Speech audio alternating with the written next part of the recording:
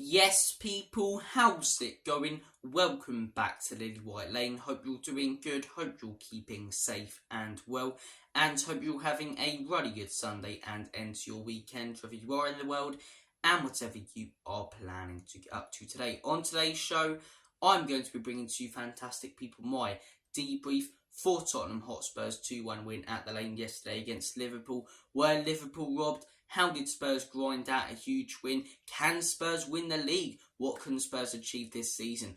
I'm going to be trying to answer all of those fantastic questions in today's video. So if you are looking forward to it, make sure, if you haven't already, to smash that subscribe button, give it a Tyson Fury right hook. Also smash the like button as hard as you possibly can. And tap the notification bell so you'll be notified every single time we do upload a new piece of Spurs content on the channel. Using all of those buttons and hitting them hugely helps us out in the algorithm and on the Lily White Lane YouTube channel. So I hugely appreciate your guys' support. And yeah, smash those buttons as hard as you possibly can. Without further ado, enough faffing about, enough waffling. Let's delve into the debrief for Tottenham Hotspur's 2-1 win yesterday at the Lane against Liverpool. And it's after games like yesterday I enjoyed doing the debrief because the instant match reaction is so instant. It's hard to analyse, pick apart, even process the game that's just happened. Whereas the debrief, I've had a day now to process what's happened. I've seen other people's thoughts and opinions. I've managed to, figure out my view on every decision made and, how the game panned out. And it's why I enjoy doing these shows, because they're a lot more calmer. It's not so instant where the passion's all there, and I can actually analyse and pick apart what did happen in yesterday's game. And I think the first thing we do have to talk about, which is the big talking point coming out of the game, as it is too often in the Premier League, VAR and refereeing. I have to admit, yesterday, even as a Spurs fan, it's just horrendous. It's absolutely horrendous decision making from VAR to not draw the lines on a clearly onside goal. I don't understand it. When I first saw Diaz score that goal, I thought, how is that offside? Romero's left leg is clearly playing him on, yet for some reason it was just brushed aside like nothing. No fuss was made about it until after the game. And then we see the PGMOL statement where it comes out that it was clearly onside, they didn't draw the lines, and it was an obvious human error. And it just makes you think, what is actually going on at Stockley Park and in VAR? We all heard, or most of us did hear, the voice recording of VAR after Ake scored against Fulham. And it just sounded like absolute chaos. None of them sounded like, they knew what they wanted or needed to do. They were like, right, Akanji scored, and then you've got another guy going, wait, is there lines here? Akanji scored. They're all just shouting over each other. And I can imagine the same scenario took place yesterday. Even as a Spurs fan, look, decisions have gone Liverpool's way in the past against us. It's going to happen to every team. And at the end of the day, I'm not really fussed about it happening to Liverpool. I don't necessarily feel sorry for them. But you have to admit that was the wrong decision. It was clearly the wrong decision. And it hugely affected the game. If Liverpool go 1-0 up there, it is a different game. And look, I'd love to go on about how good Spurs performed yesterday. I don't even think our performance was unreal. But look, we grinded out the win. We showed resiliency, and I'll get to that in a minute. But we have to start off by talking about VAR, because it's happening to every team. And it's happened to us previously against Liverpool. Last season, nothing was made about Jota fly kicking Ollie Skip in the face. I don't understand that. I don't understand that decision. The amount of times I haven't understood decisions against Liverpool. The Champions League final, a decision that prompted the handball rule to change in the summer. What goes around comes around, and if a team had it coming, it was Liverpool. Hence the fact I don't really sympathise with them. I do sympathise a little with their fans, not with their team. After Jurgen Klopp, when Diogo Jota should have been sent off after the game, said Ryan Mason should worry about his own team. But I do sympathise with the fact that our league is being ruined by these officials and by VAR. It needs to be scrapped. It needs to be scrapped. It's doing more damage to the Premier League and football than it is good. And when you look at the fact they're probably getting the same amount or more decisions wrong than they are right, either change up who's working at Stockley Park or scrap the idea. Genuinely scrap the idea. And it's not just the VAR, it's the refereeing in the league. Look, yesterday, I think the first red card, Curtis Jones, I've seen a lot of people, say that that's not a red. I stand by what I said in the instant match reaction, even though I was so passionate and it was instant. I think that was a red card. I think it's a dangerous challenge, whether it's on purpose or not. That could be a potential leg breaker. He should have been sent off, in my opinion. He bent Bissouma's leg the wrong way. For me, that's rightly so a red card. The Jota second yellow, it's reckless from Diogo Jota. And as I say, if anyone had it coming, it was him after he got away with one and then ended up scoring the winner at Anfield to beat us 4-3 last season. And the second yellow is a yellow and it's reckless and it's stupid from him. But the first yellow, he doesn't touch Udogie. He doesn't touch Udogie. So look, I do think Liverpool, were they robbed yesterday? That's the question everyone's talking about. I do think they were a little bit, to be 100% honest with you guys. I think VAR made the wrong decision on that offside. That's clear to see. I don't think the first yellow for Jota was a yellow. But swings and roundabouts. Karma is a you-know-what. And Liverpool, if any team had it coming, did have it coming yesterday after, the amount of decisions that have gone their way in the Premier League. That's why they've got the nickname Liverpool. Do you know what I mean? So, look, I still look back at that 2019 Champions League final with the fact that a lot of Liverpool fans, and I have to say a lot because there were some who were sympathetic, but a lot didn't care about what we were saying and just yeah, we won the Champions League. And I'm not saying I wouldn't be the same, but the fact that they just brushed aside the fact that that penalty in the first minute changed the game, I find it very hard to be sympathetic. And as well because of what Jurgen Klopp said after Anfield last season, where Jota bloody thought he was Daniel San from Karate Kid and fly kick flipping, Ollie skip, and he just said worry about your own team. So I find it hard to sympathise, but to be honest, I thought, Klopp wasn't, going mental after the game. I actually thought he gave a good analysis and he was right in what he said. In my opinion, overall on the decisions, I think Liverpool should have been handed a goal. I think they should have been down to 10 men, but not 9. Those are my thoughts and opinions. Would have they won the game if that goal did count and they went down to 10? Maybe. I've got to be honest, I think it probably still would have been a draw. But look, it's hard to think about that. Games change, scenarios change. And look, playing against 9 men, as much as people can laugh, is not easy. It's not easy. I would have genuinely rather played yesterday against 10 men or 11 men Liverpool than 9 men Liverpool. Because at least then they're, coming at you and you can counter-attack. The way Spurs have played at the beginning of this season is bringing teams on to us, knocking it about in the back, knocking it about in the back, and then bang! Pouncing on them by playing it through the middle and then out wide once we get up front. We couldn't do that. We could not do that. We could not free up any space in the middle yesterday when Liverpool went down to 9 men, because they had their whole team parked in their box. At least when they were down to 10, they were trying to break on us, so they still were committing players forward, and we could break on them a little bit. But when they went down to 9 men, our whole game plan went out the window. And most teams' game plans, playing against 9 men, goes out the window. I know it's, easy. You should be not beating 9 men. And yes, you should. You've got a 2-man advantage. But to say, you should be easily beating 9 men, it's not true. It's not true. If anything, harder than beating 10. Because literally Liverpool were committing no one forward, long ball every time, just straight to Vicario from Alisson, who actually had a really good game yesterday. And then, their whole team was parked in their box. It took a really, really good cross and a fisting ball from Pedro Porro to break them down. But yeah, it's not easy playing against 9 men. It's not easy playing against 9 men. And I actually think Klopp got it right yesterday. And I think Liverpool showed real heart. I think you have to admit that as a Spurs fan. I think we showed real heart, resiliency to fight to the last minute. But I thought he made really good subs, Klopp, with the centre-backs. It could have worked going forward and did work defensively up until the end, which is what matters at the end of the day. But yeah, I thought they did fight real hard yesterday, to be fair, Liverpool, and they are a very, very good team. 11v11, it's a different game. That goal counts, it's a different game. But at the end of the day, it's the result that matters. We got the result. After this debrief and after all said and done today, we move on to Luton next Saturday.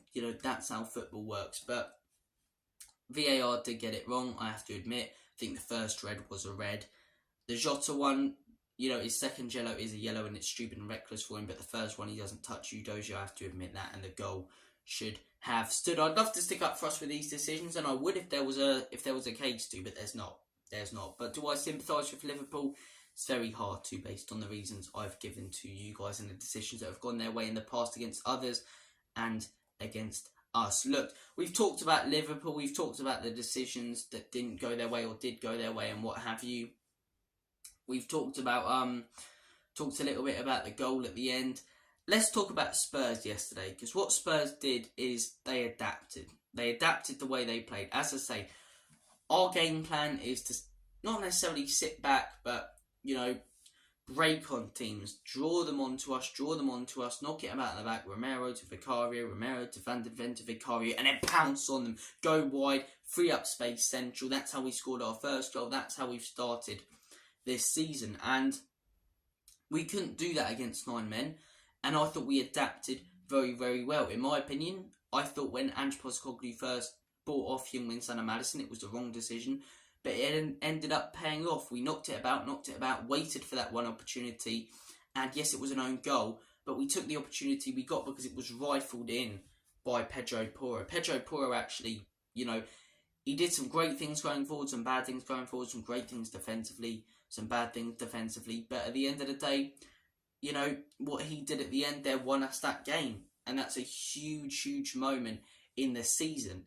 Not just in today's game, in the season. If we finish in the top 4, above a team by 3 points, you've got Pedro Porro to thank for that after that fantastic cross. But I thought we adapted well. I questioned the subs when they were first made.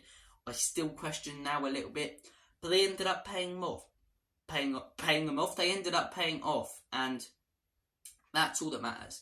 That's all that matters at the end of the day. Højbjerg, I was questioning that. He ended up playing some good passes wide. And as I say, Pedro Porro with a great ball in. So look, I know a lot of Liverpool fans are going, shameless for celebrating this win. Are we not meant to celebrate our team scoring a last-minute winner? Because we're meant to cry for Liverpool, who didn't cry when they won the Champions League and it was never a handball and a decision that prompted the change in the rule.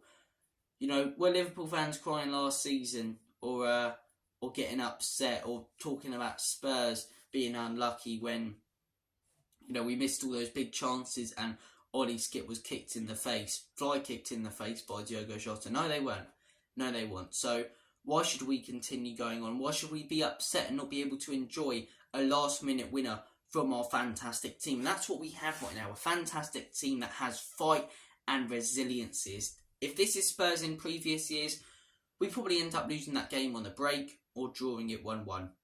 And we're left with a sour taste in our mouth. But Ange Postecoglou's boys fought till the end. To be fair, it's a trait that Conte brought to the club. I can't just say Ange has. Since Conte came in, Spurs have had this mentality of the game's never over. And we've scored so many last-minute winners. Under Antonio Conte, the Leicester game, the City game, and under Ange, we've already seen 2. It's better because we're playing attacking football doing it. But look, Sheffield United 1-0 down, 2 goals in 3 minutes in added time, one of the latest ever Premier League comebacks or the latest ever Premier League comeback to win. And then yesterday, where the chips were down, as I say, Tottenham pulled out a royal flush. When everything was against us, or not everything was against us, but Liverpool was sat back with 9 men. It was the 95th minute. It felt like we were never going to break them down. Porro puts in a fantastic cross, and we provide that moment of magic we needed with that cross to take the lead in that game. Absolutely brilliant stuff. And I love the resiliency, the fight and the passion in this team that was not there under Antonio Conte. After every goal we scored under Conte, it looked like the players weren't fussed. They just have a little team huddle, give each other a little hug, tap each other on the back, and they carry on. When we're scoring now, yes, it's cringy, but they're doing the dart celebration. They're doing Sonny celebration. They're jumping around like crazy. There's a togetherness in our team, which I was jealous of Arsenal having last season, but now we have it. And we've got Ange Postecoglou to thank for bringing that to our football club after the shambles of a team we were last season. You can see it by the celebrations for the first goal and the second goal. Everyone is enjoying each other's company. Everyone's enjoying playing football in that Spurs team. Bissouma, loving life. He's dancing about after every match and in, the training ground in the clips being provided. Royale, even though he's on the bench, is loving life at Spurs right now. You can see that by everything on his social media. Sonny, so passionate at the minute. Where was this passion last season? I get he's got the injury, but he looked fed up most of the time. This season, against Arsenal, going like that in front of the, away end after he scored that second after the game yesterday, probably having a moment in front of, home fans, giving it all that. It's great to see. It really is great to see a team, a Spurs side, so together. We haven't had this togetherness since Pochettino, but we've got it back in this team right now. And it's great to say that we have our Spurs back. And I said at the beginning, can Spurs title for the can Spurs title for the challenge? I'm not bloody Yoda. Can Spurs challenge for the title? Title? Cool that sounds. But can Spurs challenge for the title? Potentially, based on what I've seen so far this season. But do I think we will? No. And do I think we're raising our expectations far too high? Yes. We said as Spurs fans before this season, we want to see progress in the table. 7th, 6th or 5th would be fantastic. And our team playing great football. We look like we're going to get more progress than we anticipated. And our team is playing absolutely fantastically. There's a confidence and aura in this Spurs side. I think to already start talking about title races 7 games into the season, I think it's ridiculous. I do think it's ridiculous. The potential is there. With Man City dropping points and Arsenal, us outclassing them last weekend, I think right now we've got the beating of any team in the league. But then there's injuries, there's, teams picking up form, going on runs. It's a long old season. To start talking about title race now is ridiculous. And to say we're in one based on our pre-season expectations, I think we need to calm down a little bit. But look, I do think we should be over the moon. I do think we should be really, really chuffed about yesterday's win, despite decisions going for us. Why can't we celebrate? We're not on VAR. We're not, the referee of the game. We're the Spurs fans, and we watched our team score a last-minute winner against a team we notoriously struggle and lose against. Let's celebrate. Let's be happy. Let's enjoy what Ange Postecoglou is doing. We've been in the position Liverpool fans have been in right now, ranting and raving about VAR, and they're right to, and I gave my thoughts and opinions on that at the beginning of this video. But why can't we enjoy the win as fans? Why do we have to just sit here and be upset for Liverpool? Do you know what I mean? Let's enjoy this win. Let's enjoy this team right now. That's 7 points from Arsenal away, Manchester United at home, and Liverpool at home. You're looking at those 3 games before the season going, probably take 3 or 4 points out of those. To go to the Emirates, a ground we notoriously struggle at, and break the curse, shows the mentality in this team. To play against Liverpool, yet again, this team showed that history doesn't matter to them. A team that we beat 4-1 at Pochettino, or under Pochettino, but since then cannot seem to beat. We go ahead and beat. Did decisions go our way? Yes. Did we get a little bit of luck? Yes. But you create your own luck in football with that cross from Pedro Porro. And we pick up a huge 3 points and break the curse against Liverpool. Something special feels like it's happening right now at Tottenham Hotspur. And that's not me saying about the league. I've just given my thoughts on that. But I can see a rebuild. I can see a process taking place. And how quickly it's taking place, I don't think any of us anticipated. I don't think any of us anticipated how quickly this team would thrive in the Premier League, or how quickly Ange would settle into the Premier League. I thought it would take a few years for us to play this confident, for us to knock it about like we are right now, for us to be winning games like we are right now. It's taken 7 games. And do I think Arsenal will finish above us? I have to be honest, yes. But based on these first 7 games, we look on the same level, if not on a higher level than Arsenal, who are 4 years into a rebuild. We're 7 games. We're 7 games into a rebuild with our manager. Arsenal are 4 years into theirs. We outclassed them at their stadium last week, and we're looking a better team than them 7 games in. As I say, that shouldn't be happening. Do I think they'll finish above us? Yes, at the end of the day, I think they'll come good, because Arteta's got his full squad. He spent 700 million. But why can't this Spurs team go on and win the FA Cup this season? Why can't they finish in the top 4? You're looking at Brighton, a good side, but got smashed 6-1 yesterday. Villa, they're beatable and have been beaten by the top sides. 5-1 to Newcastle, 3-0 to Liverpool. You're looking at Manchester City. They're not invincible. Lost 2-1 away to Wolves yesterday. Arsenal, not invincible. Drawing to Fulham and to us. Look, 2 unbeaten sides left in the Prem, both from North London. Next North London derby is going to be great. But look, we've made it through a very, very tough run with a lot more points than I expected. 2 game weeks in a row, Liverpool versus Arsenal, we've taken 4 points out of a possible 6. No games are easy in the Premier League, and it'd be typical for us to lose the next few, but you're looking at our next few games now: Luton away, Fulham at home, and Crystal Palace away. Look at the results we've got and the teams we've played. I think that should be 9 points out of 9. I think it should. And if we take 9 points out of 9, where will we be in the Premier League after that? It's an exciting time to be a Tottenham Hotspur supporter. Look, as I say, I wouldn't be surprised if we end up losing one of those games 1-0 and it's just a horrible, scrappy night. But I can see a change in the mentality. As I say, normally we draw that game 1-1 or lose to Sheffield United at home. We didn't. These boys are turning into mentality monsters. They've got a togetherness. There's a way of playing in that team. As I say, the confidence. I've seen, some fans saying, we were a little bit sloppy in the first half, a little bit lazy. I don't think it's lazy. I just think it's confidence. They're so confident to take their time on the ball and play such dangerous passes. And 90 times out of 100, it works. And it did work yesterday. I look back at that brilliant piece of play through the midfield, the one where Pape Matar, who was brilliant yesterday, was linking up with Basuma and played it wide to or played it to Madison, who played that ball on the outside of his boot, and we were unlucky not to score from that. But look, there were some brilliant pieces of play yesterday. The first goal was. I'm loving everything about this team right now. The togetherness, the aura, the atmosphere at the lane is properly back. You could hear it before the game and after the game and during the game yesterday. And as I say, when the chips were down, Spurs came out with a royal flush. Guys, this has been your debrief from the Liverpool game. We've talked about the decisions. I have to be honest there. We've talked about Spurs grinding out the result. We've talked about a potential title race. We've talked about what Spurs can achieve. You guys have been awesome. Take care of yourselves. All the best. Have a smashing week. Up the Spurs. Still unbeaten, man. Still unbeaten. The elephant's still doing okay on top of the tree, joint with Arsenal. But look, Man City top of the league. I think we'd have the beating of anyone with this team right now.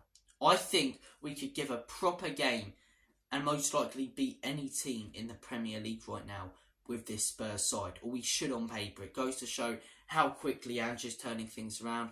I am well and truly loving Big Ange instead. Come on, you Spurs. Enoch and Levy out. And most importantly, in Big Ange, we trust. Up the Spurs. Let's keep this winning run going, boys. Come on.